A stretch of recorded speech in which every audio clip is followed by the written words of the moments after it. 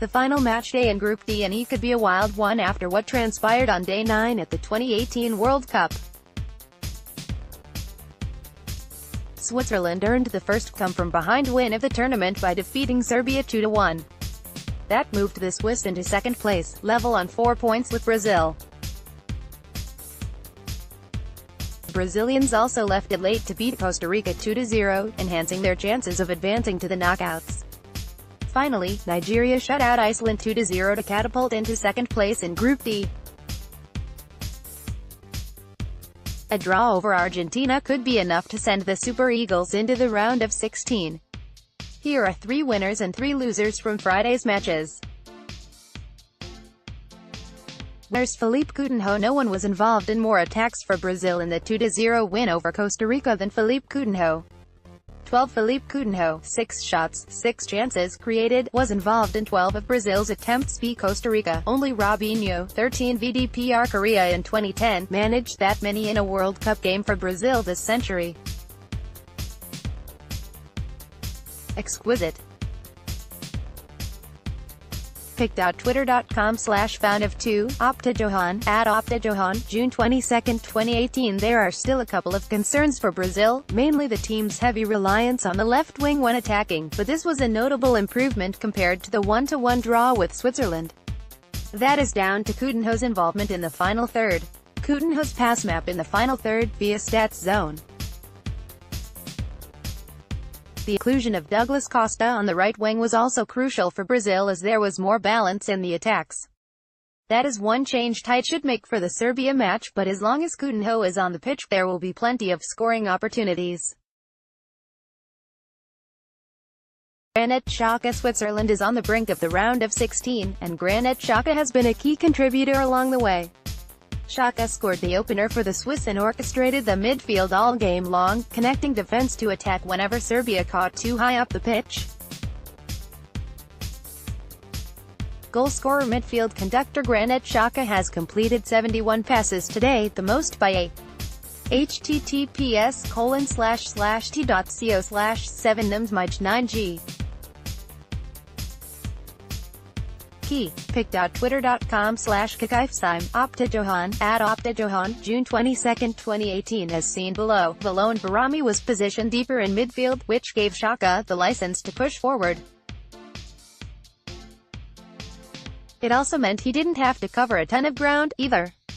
Luckily for Switzerland, Barami didn't pick up a booking in the game, so he will be eligible for the group finale versus Costa Rica. With those two together, it will allow Xhaka to replicate this performance. Again, Akero Idibo, Wilfred Ndidi at just 21 and 22 years old, respectively. Wilfred Ndidi and again Akero Idibo have been Nigeria's 2 outstanding performers at the World Cup thus far. Both players combined for 20 ball recoveries and 8 tackles versus Iceland. Ndidi and Idibo bossed the midfield against the rapid Icelandic counterattack, allowing Victor Moses and John Obi Mikel to roam forward and help the attack. He can track back and win possession, then distribute in the final third. Again, Akero Idibo has for me been the most interesting player to follow for Nigeria in the first 2 games. A player with strength both ways, today most def. However, both midfielders will be crucial in the final group game against Argentina. If they shine, then Nigeria will likely book its spot in the round of 16.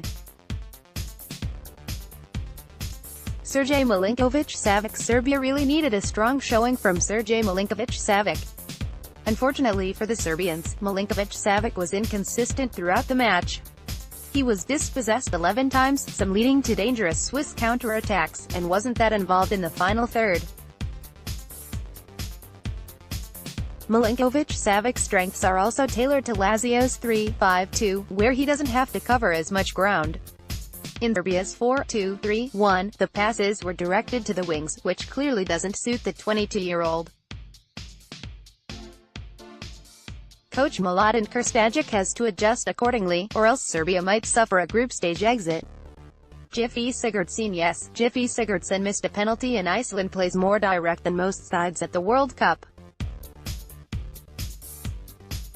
It was still a disappointing outing from one of the team's most influential players. Sigurdsson wasn't very active in the final third and was often drifting to the wings. The Nigerian midfield deserves credit for forcing Iceland's key creators out wide. However, the 28-year-old is better than this. Iceland is still alive in Group D, but they need Sigurdsson to be more impactful in the final third. Oscar Ramirez is in the losers column again, and for good reason. Defensively, Costa Rica was carved open in the second half on numerous. Goalkeeper Keylor Navas had to pull off a few miraculous saves. Centre-back Kendall Wasstone found himself rooted to the bench yet again, even though he would have offered more solidity at the back. Joel Campbell has barely seen the pitch, logging 23 minutes. He would have been the perfect player for this game. He has more incisive movements and is more direct than Johan Venegas, yet Ramirez is persisting with the same options. Had Campbell started the match, surely Costa Rica would have created more problems for the Brazilian defense and might have nicked a crucial goal.